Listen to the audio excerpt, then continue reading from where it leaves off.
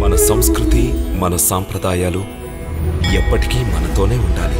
Subscribe చేయండి తిలక్.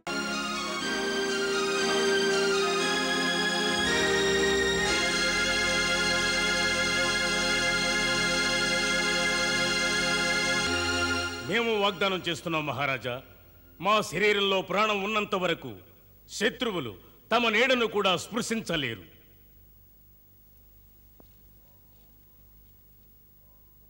మాకు మా వీరుల పట్ల ఆ విశ్వాసం ఉంది.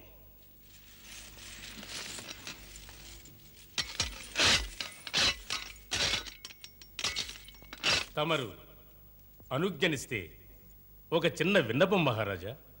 అవశ్యం మహారాజా, మరొక పథకం నా ఊహల్లో ఉన్నది.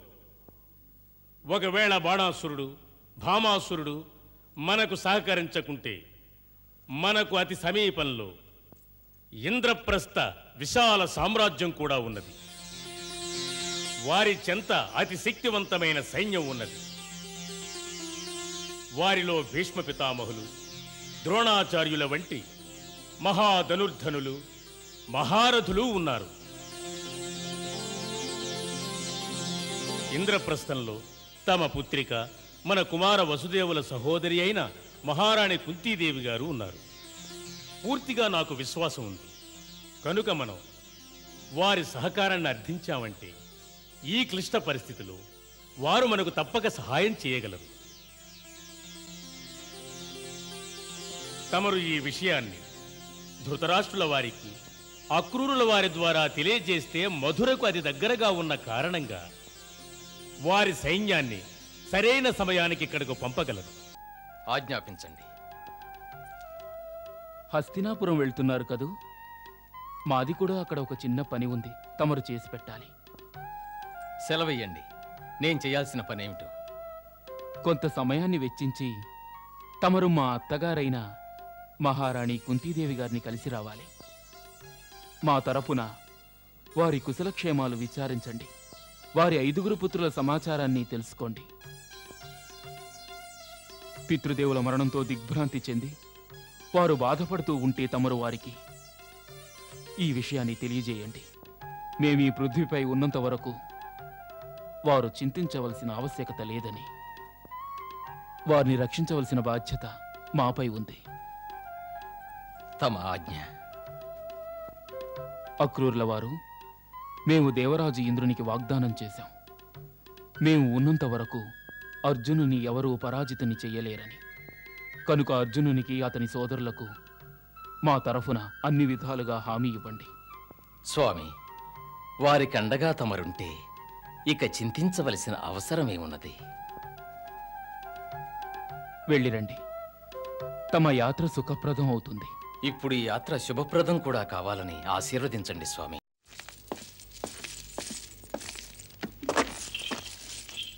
వెళదాం సారథి.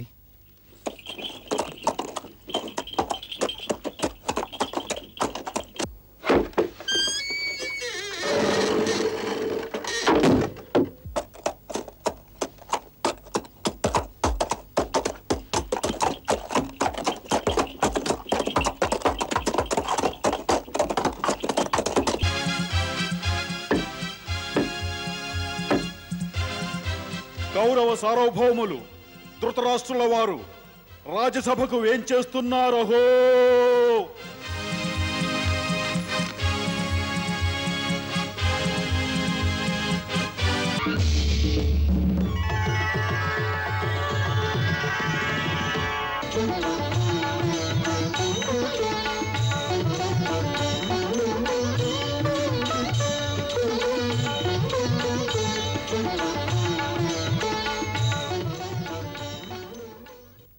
గురువులు కృపాచార్యులకు, గురువులు ద్రోణాచార్యులకు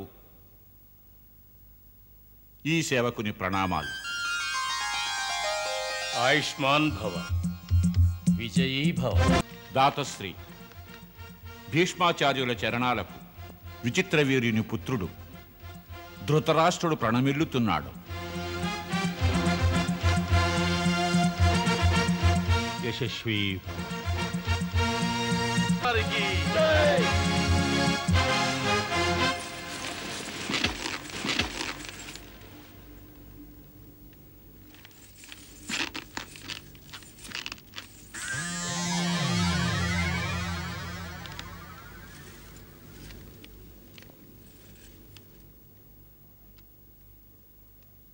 మహారాజా, మధురా నరేషులు మహారాజా ఉగ్రసేనుల తరపున ఒక ప్రత్యేక సందేశం తీసుకుని వారి యొక్క దూత తమ దర్శనార్థం వచ్చారు. మహారాజులు అనుమతిస్తే వారిని కొలువులోనికి ప్రవేశపెడతాం. అవశ్యం.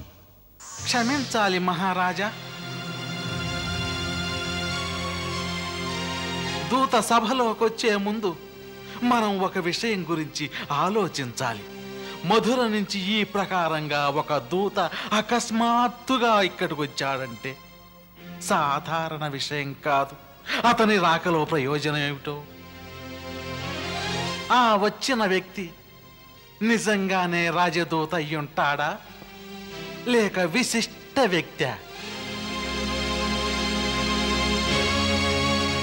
మహామంత్రి విదుర, తమరు మహారాజుల వారికి ఈ విషయం విన్నవించలేదు.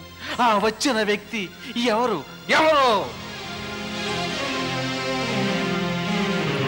మహామంత్రి విదుర, సాధారణ పరిస్థితుల్లో తమరు చెప్పింది ఉచితం కావచ్చు, కానీ తమరొక్కటి మరిచారు. ప్రస్తుతం ఇంద్రప్రస్థం యొక్క పరిస్థితి సాధారణం కాదు. మొత్తం రాజకులం ఒక సంక్షోభంలో మునిగి ఉంది. మహారాజు పాండురాజు వారి మరణానంతరం వారి సోదరులు మహారాజు ధృతరాష్ట్రుల వారు సింహాసనాన్ని అధిష్ఠించారు. అయితే ఈ విషయం మధురవాసులకు రుచించి ఉండకపోవచ్చు. అందుకే మహారాజా నేను చెప్పింది, ఇటువంటి దూతల్ని అనుమతించే ముందు మనం ఆలోచించి నిర్ణయం తీసుకోవాలి. ఒకవేళ వారు ఆ ఉద్దేశంతోనే వచ్చి ఉంటే వారికి మనం ఏం సమాధానం చెప్పి పంపించాలి అని నిర్ణయించుకున్నాకే మనం రాయబారిని లోపలికి రానివ్వటం మంచిది. మేము కుమారశకుని అభిప్రాయంతో ఏకీభవిస్తున్నాం. అదే ఉచితం మహారాజా, అదే ఉచితం. ద్వారపాలక,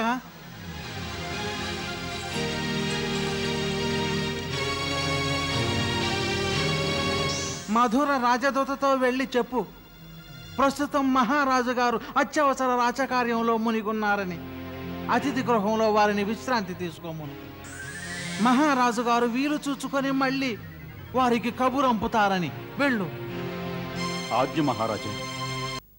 క్షమించండి మహారాజా. ఈ విధంగా ప్రతి విషయంలోనూ కుమారశకుని మాటలకు తల ఊపుతూ తమరు చాలా అనుచితాలు చేస్తున్నారు. అంతేకాక రాజసభలకంటూ కొన్ని మర్యాదలున్నాయి. ఒక రాజదూతను ఈ ప్రకారంగా తిరస్కరించడం న్యాయం కాదు. ఒకవేళ అతను శత్రుపక్షం వాడే కావచ్చు. తమ రాజ్యసభలో గురువులు ద్రోణాచార్యుల వారు, మంత్రులు విదురులు, కృపాచారులు వంటి మహామహులు ఆసీనులై ఉన్నారు. వారి మేధస్సు, రాజనీతి, బల పరాక్రమాలపై విశ్వాసముంచాలి.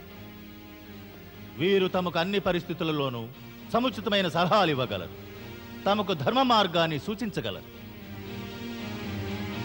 కనుక తమరు దూత ఎటువంటి వాడైనప్పటికీ భయపడవలసిన ఆవశ్యకత లేదు. అందుకే తమరికి తెలియజేస్తున్నాను, అక్రూరుల వారిని సగౌరవంగా తమరు ఆహ్వానించాలి. మరైతే ఆగండి. ఆ వచ్చిన దూత సందేశం మనకు అనుకూలం కాకపోతే సగౌరవంగా తెలియచేద్దాం. మాలో మేము చర్చలు జరిపిన తర్వాత కబురు చేస్తామని. కనుక ముందు మనం వారికి మాట్లాడే అవకాశం కల్పించాలి. ఆ ప్రకారమే చేద్దాం. వారిని మర్యాదపూర్వకంగా ఆహ్వానించండి. ఆజ్ఞ మహారాజా.